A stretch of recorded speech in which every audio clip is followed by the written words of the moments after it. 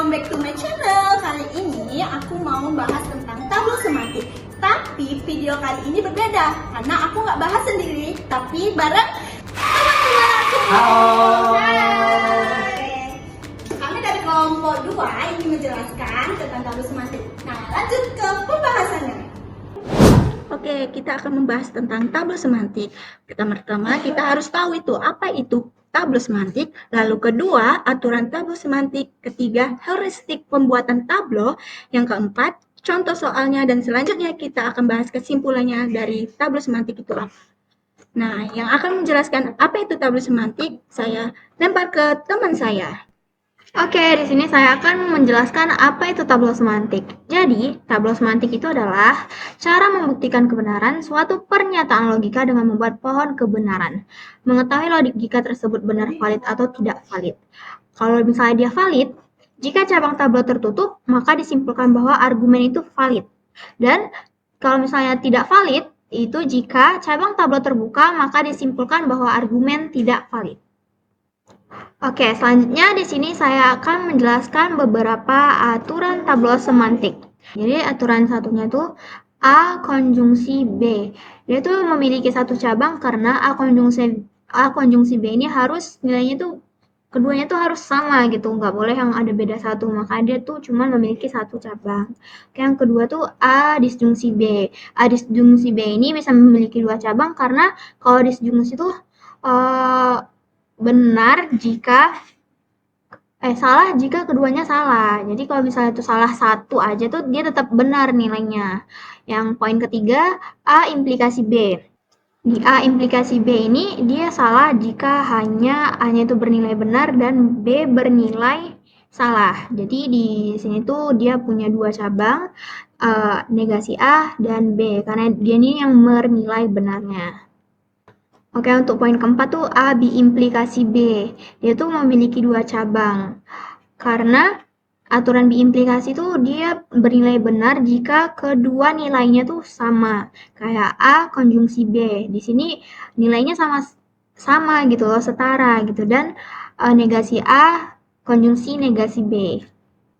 Untuk aturan selanjutnya bisa dibaca lah ya di PPT ini. Untuk slide selanjutnya, bagian langkah-langkah pembuatan tablo akan dijelaskan oleh teman saya.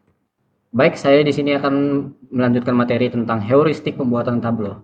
Jadi, yang pertama, heuristik pembuatan tablo itu yang pertama itu adalah carilah ekspresi logika yang dapat memakai aturan tanpa cabang atau satu cabang, seperti aturan pada nomor 1, 7, dan 8.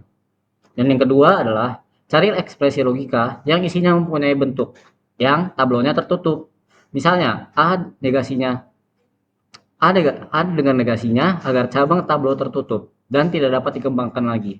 Dan yang ketiga, jika ekspresi logikanya memiliki kesimpulan, maka menggunakan strategi pembalikan.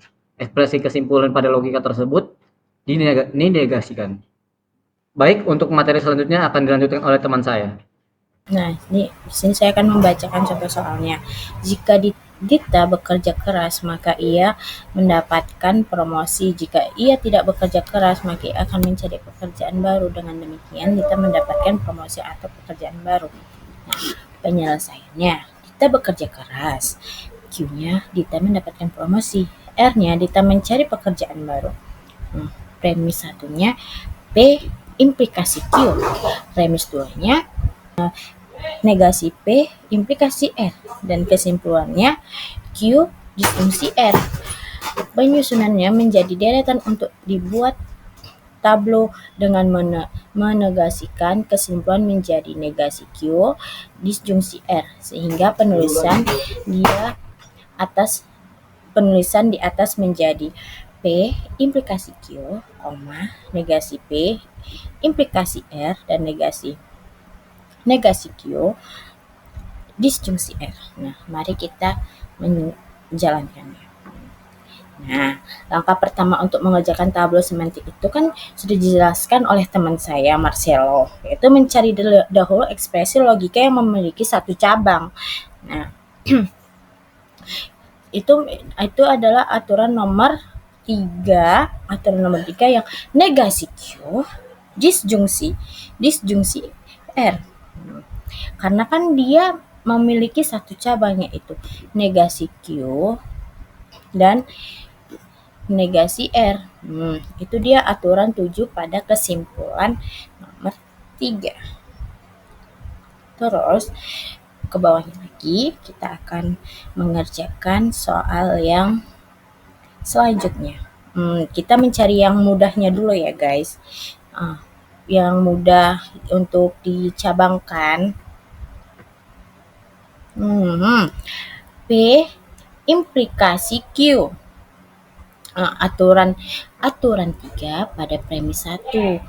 Tuh, ini negasi P dan Q. Terus kita akan mengerjakan soal selanjutnya, yaitu negasi P dan implikasi R. Ini dia. Tuh, dia terdapat pada aturan nomor 3 pada premis 2 kan.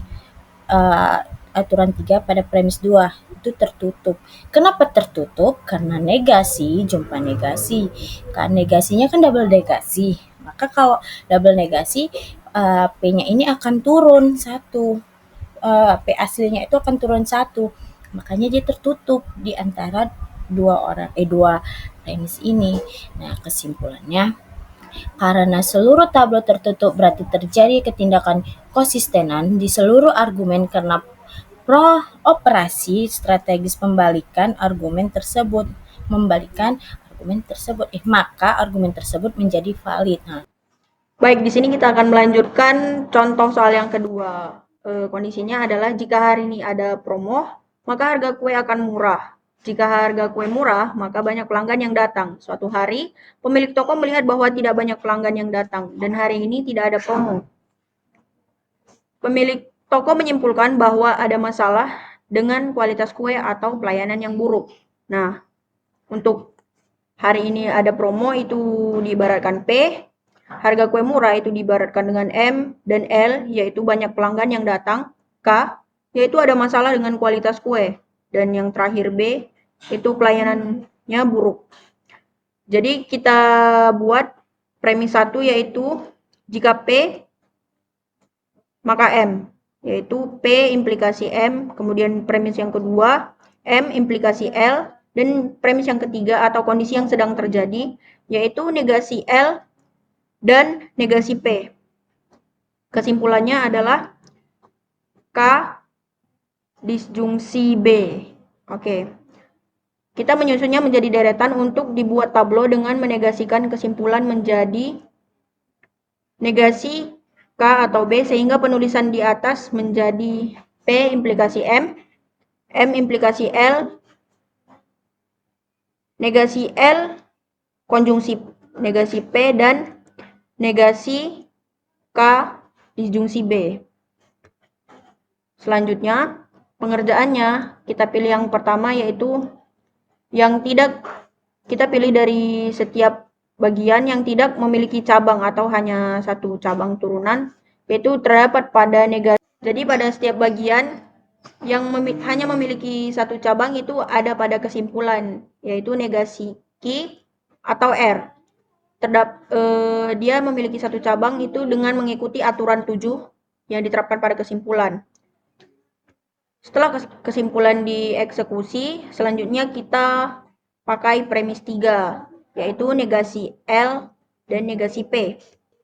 Dalam premis 3 ini kita dapat menerapkan aturan 6, di mana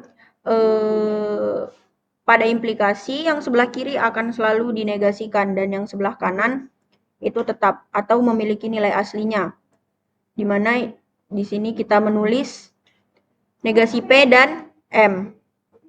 Setelah itu kita menurunkan lagi menggunakan premis 1 dengan menerapkan aturan 3 juga, yaitu menjadi negasi M dan L.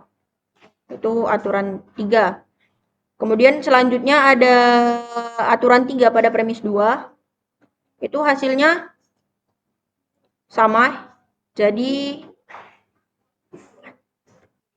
kita dapat lihat di sini bahwa dari pohon ini semua itu terbuka, di mana pada bagian kiri Negasi L, negasi P, dan negasi M tidak memiliki pasangan atau tidak memiliki nilai aslinya dalam bagian ini. Tidak ada M yang asli, ataupun tidak ada P yang asli, ataupun tidak ada L yang asli. Begitu juga dengan sebelah kanan. Negasi P, M, dan L tidak memiliki negasi. L tidak ada negasi L, M tidak ada negasi M, dan negasi P tidak ada nilai asli P. Maka di sini dapat kita simpulkan bahwa soal yang ini tidak valid. Karena seluruh tablo tidak ada terjadi kontradiksi, maka argumen tersebut menjadi tidak valid. Begitu. Oke, kesimpulannya, tabel semantik adalah metode yang ampuh untuk menentukan validitas argumen logik predikat. Jika tabel tertutup, argumen tersebut valid. Jika terbuka, argumen tersebut tidak valid. Ya, sekian dari pembahasan kami tentang tabel semantik. Semoga bermanfaat bagi kalian, dan jika ada kesalahan mohon dimaafkan.